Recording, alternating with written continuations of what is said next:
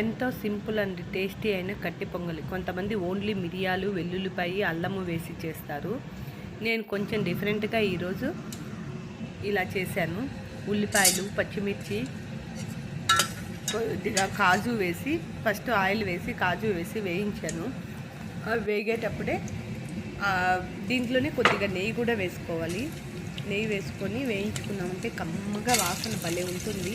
పచ్చిమిర్చి, ఉల్లిపాయలు వేసి కూడా కొద్దిగా వేయించుకోవాలి.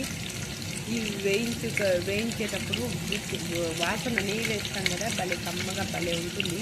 ఉల్లిపాయలు వేసుకోకపోయినా పర్వాలేదు. ఓన్లీ మిర్చి, కాజు, వెల్లుల్లిపాయలు, మిరియాలు దంచి వేసుకోవచ్చు, లేదా ఒట్టిగా మిరియాలు వేసుకోవచ్చు. నేను దంచి వేసేస్తాను, ఎందుకంటే పిల్లలు ఉన్నారు కదా తింటారు అనేసి బాగా దంచేస్తాను. అది అసలు మీకు కనపడదు, తినేస్తారు. ఒక టమోటా కట్ చేసి వేసాను. టమోటా కూడా ఆప్షనలే. ఇది ఒక టైప్ ఆఫ్ కిచిడి అయిపోయింది. పొంగలి అంటే మామూలుగా ఇంతే, వెల్లుల్లిపాయ, మిరియాలు వేసి పొంగల్ చేస్తారు ఊర్ల దగ్గర. నేనేమంటే ఇలా చేశాను. ఇలా చేస్తే బాగా తింటారు పిల్లలు, ఇష్టంగా బాగుంటుంది అని చేశాను. మీరు కూడా ఒకసారి ఇలా ట్రై చేయండి. సింపుల్ అండ్ టేస్టీ అయిన పొంగలి. ఇందులోకి పల్లీ చట్నీ కానీ సాంబార్ కానీ సూపర్గా ఉంటుంది. ఒక్కొక్కసారి రెండు కూడా చాలా బాగుంటాయి, సాంబార్తో పల్లీ చట్నీతో కూడా. నిజంగా లైక్ చేయండి, చూడండి, మీరు కూడా చేసుకోండి ఇంట్లో. సింపుల్ అండ్ టేస్టీ అయిన పొంగలి చాలా చాలా చాలా బాగుంది.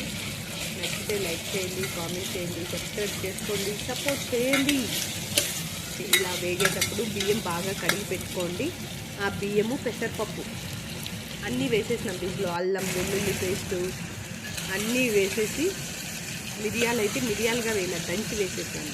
దంచి వేసేస్తే ఇంకా అసలు అవి కనపడవు. వీళ్ళ పళ్ళ కిందకి కూడా రావు, తీసేయరు. ఇలా బియ్యము, పెసరపప్పు నానబెట్టుకోండి. ఇందులో పోసి కొద్దిసేపు అట్లా కలిపి 1కి 3 గ్లాసులు నీళ్ళు పోయాలి. ఇవి దోశ బియ్యమే బాగుంటాయి. లావు బియ్యంతో చేసుకుంటే టేస్టీగా ఉంటుంది.